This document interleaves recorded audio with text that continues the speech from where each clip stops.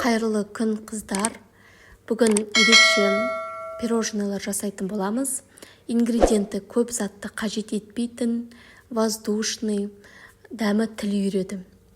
Ол үшін бізге бір жұмыртқа, қант керек, кукурузный крахмал, ванилин.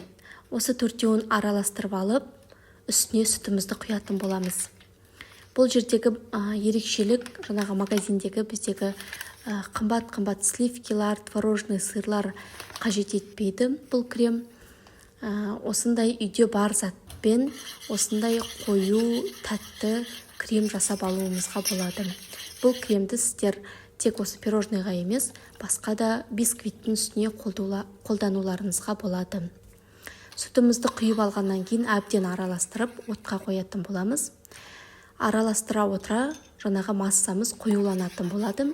Қоюланған кезде үстіне бір ас қасық майды салып араластыратын боламыз. Одан кейін креміміз суығанша дайындап қоямыз. Одан кейін тестамызды, қамырымызды жайып аламыз. Менде бұл жерде дүкеннің слоеный тестасы. Осындай дөңгелектерге бөліп алдым. Өздеріңізде жасауға болады үйден слоеный тесто, немесе сатып алсаңыздар өте ыңғайлы және де тез. Осылай духовкаға салып пісіріп алдым. Қалған қамырымызды пісіріп алу керек. Қазір пирожныйларды жинаған кезде бізге ол қамыр керек болады. Корждарымыз дайын, креміміз дайын. Енді жинайтын боламыз. Осылай үстіне кремді толықтай жағып, екінші коржды қоятын боламыз. Осылай жинап шығатын боламыз барлығын. Бұл пирожныйдың ерекшелігі, аяқ астынан егер кісілеріңіз келіп қалса, үйдегілеріңіз тәтті бір ерекше тәтті жегісі келген кезде осы пирожныйларды 5 минутта жасап берулеріңізге болады.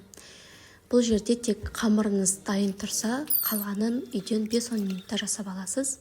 Жаңағы піскен енді корждарымызды үгітіп, дайындап қойған пирожныйларымыздың осылай жағын осылай батырып шығамыз.